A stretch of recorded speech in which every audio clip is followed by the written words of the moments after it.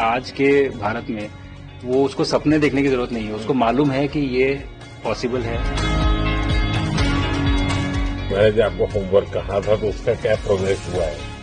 और आपसे बात करते वक्त सर पीछे जो मेरे ये जंग तिरंगा लगाया था, ये वही तिरंगा है। और आप मूंग और मेथी का प्रयोग का क्या है? बहुत अच्छा है सर। मेरे ही क्रूमेट जो मेरे साथ थे साइन करवा के लिख के लेके गए हैं कि जब भी आपका गगनयान जाएगा आप हमें इनवाइट करेंगे और लॉन्च के लिए जल्दी से जल्दी हमें आपके व्हीकल में बैठ के जाना है।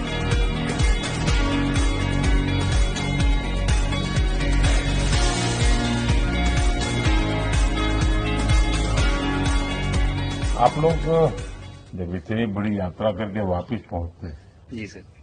काफी कुछ चेंज फील होता होगा। जब मैं समझना चाहता हूँ वो किस प्रकार से अनुभव करते हैं आप लोग? सर जब ऊपर भी जाते हैं तो वहाँ का जो वातावरण है, एनवायरनमेंट है, वो अलग है, ग्रेविटी नहीं है। आप जाते हैं उसमें तो वो सीटिंग अरेंजमेंट वैसा ही रहता है जो वैसे ही रहता है सर। और पूरे 23-24 घंटे उसमें निकालना पड़ता है। हाँ सर, लेकिन एक बार जब आप अंतरिक्ष में पहुंच जाते हैं तो आप सीट खोल के अपना हार्नेस खोल के आप उसी कैप्सूल में आप मूव अराउंड आप जा सकते हैं, इधर उधर चीजें कर सकते हैं। इतनी जगह है उसमें? बहुत तो नहीं है सर, लेकिन थोड़ी बहुत है। मतलब आपका फाइटर जेट का कॉकपिट है उससे तो ज्यादा अच्छा है। उससे तो ज्यादा अच्छा है सर। बट पहुंचने के बाद सर काफी कुछ चेंजेस होते हैं, जैसे पूरा आपका हार्ट स्लो हो जाता है, तो वो कुछ बदलाव होते हैं और वो फिर लेकिन 4-5 दिन में बॉडी आपकी यूज टू हो जाती है, वहां आप नॉर्मल हो जाते हैं। और फिर जब वापस आते हैं तो फिर वही दोबारा से वही सारे चेंजेस आप मतलब चल नहीं सकते वापस आते हैं, तो चाहे आप कितने भी स्वस्थ हो। मुझे बुरा नहीं लग रहा था, मैं ठीक था, लेकिन फिर भी जब पहला कदम रखा तो मैं मतलब गिर रहा था तो लोगों ने पकड़ रखा था मुझे। फिर दूसरा तीसरा, हालांकि मालूम है कि चलना है, लेकिन वो ब्रेन जो है वो उसको टाइम लगता है सर वापस समझने में कि अच्छा अब ये नया एनवायरनमेंट है, नया वातावरण है। यानी सिर्फ बॉडी का ट्रेनिंग नहीं है, माइंड का ट्रेनिंग ज्यादा है। माइंड का ट्रेनिंग है सर। बॉडी में ताकत है, मांसपेशियों में ताकत है, लेकिन वो ब्रेन की रीवायरिंग होनी है, उसको दोबारा से ये समझना है कि ये नया एनवायरनमेंट है, अब इसमें आपको चलने के लिए इतनी ताकत लगेगी या इतना एफर्ट लगेगा, वो वापस से समझते हैं सर।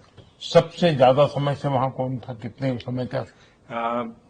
इस समय सबसे ज्यादा समय लोग एक टाइम पे करीब 8 महीने तक लोग रह रहे हैं सर। इसी मिशन से शुरू हुआ है कि 8 महीने तक रहेंगे। अभी वहाँ जो लोग मिले आपको? हाँ, उनमें से कुछ लोग हैं जो कि दिसंबर में वापस आएंगे। और आप मूंग और मेथी का प्रयोग का क्या है?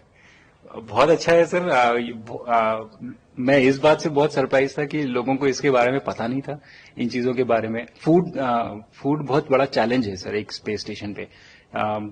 जगह कम है, कार्गो महंगा है, आप कम से कम जगह में ज्यादा से ज्यादा कैलोरी और न्यूट्रिशन आपको पैक करने की हमेशा कोशिश रहती है, और हर तरह से प्रयोग चल रहे हैं सर। और इनको उगाना बहुत सिंपल है, बहुत ज्यादा रिसोर्स नहीं चाहिए स्पेस स्टेशन में। छोटा सा एक आप डिश में थोड़ा सा पानी डाल के उनको छोड़ दीजिए और वो बहुत अच्छे से 8 दिन बाद वो स्प्राउट होना शुरू हो गए थे सर, स्टेशन में ही मुझे देखने को मिले। तो हमारी जो ये टिपिकल जो हमारे कंट्री के जो ये जो सीक्रेट्स हैं मैं बोलूंगा सर, जैसे ही हमें ये मौका मिला कि हम माइक्रोग्रेविटी रिसर्च में पहुंच पाए, ये वहां पहुंच गए। और क्या पता कि ये हमारी फूड सिक्योरिटी प्रॉब्लम को सॉल्व करें, जो कि एस्ट्रोनॉट्स के लिए तो एक तरह से है ही सर स्टेशन में, लेकिन अगर वहां सॉल्व होती है तो ये पृथ्वी पे भी लोगों के लिए फूड सिक्योरिटी की प्रॉब्लम सॉल्व करने में हमारी मदद कर सकती है। पहला एक बार कोई भारतीय आया, जी सर, तो भारतीय को देख करके उनके मन में क्या रहता है, क्या पूछते हैं, क्या बात करते हैं, ये बाकी जो दुनिया के देश के लोग होते हैं? जी सर, मेरा पर्सनल अनुभव जो रहा है सर पिछले 1 साल में, मैं तो जहां भी गया जिससे भी मिला, सभी लोग बहुत खुश हुए मुझसे मिलके, बहुत एक्साइटेड थे बात करने में, आके मुझसे पूछने में कि मतलब आप लोग क्या कर रहे हैं, कैसे कर रहे हैं। और सबसे बड़ी बात ये थी कि सबको इसके बारे में मालूम था कि भारत स्पेस के क्षेत्र में क्या कर रहा है, सबको इस बारे में जानकारी थी।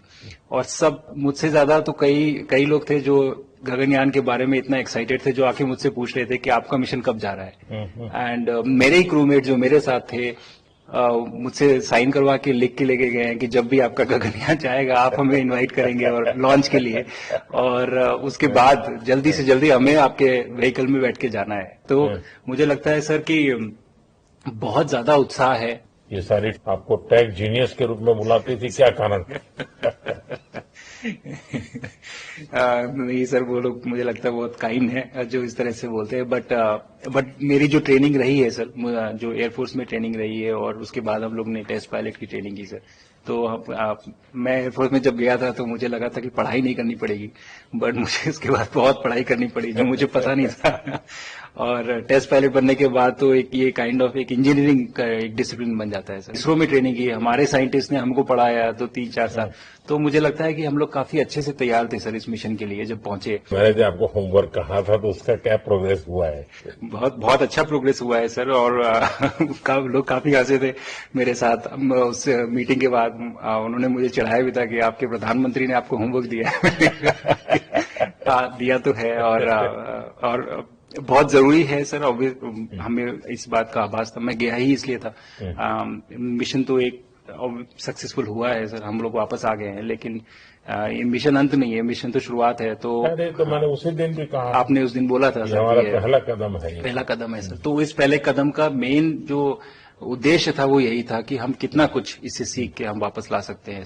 लेकिन सबसे बड़ा काम होगा हमारे सामने, एक बहुत बड़ा एस्ट्रोनॉट का पूल होना चाहिए हमारे पास सर। हमारे सामने 40-50 लोग सर रेडी इस प्रकार का। सर अब तक तो शायद बहुत कम बच्चों के मन में होता होगा, हाँ यार ये कुछ अच्छा है, लेकिन अब आपके आने के बाद शायद वो विश्वास भी बहुत बढ़ेगा, आकर्षण भी बढ़ेगा। सर, जब मैं छोटा था, राकेश शर्मा सर पहली बार गए थे 1984 में, पर एस्ट्रोनॉट बनने का सपना कभी मेरे मन में नहीं आया क्योंकि हमारे पास कोई प्रोग्राम नहीं था, कुछ भी नहीं था सर। बट मैं जब इस बार गया सर स्टेशन में, तो 3 बार मैंने बच्चों से बात की। एक बार लाइव इवेंट था सर, और 2 बार रेडियो के थ्रू उनसे बात हुई। और तीनों इवेंट में सर एक बच्चा था हर इवेंट में जिसने पूछा कि सर मैं कैसे एस्ट्रोनॉट बन सकता हूँ।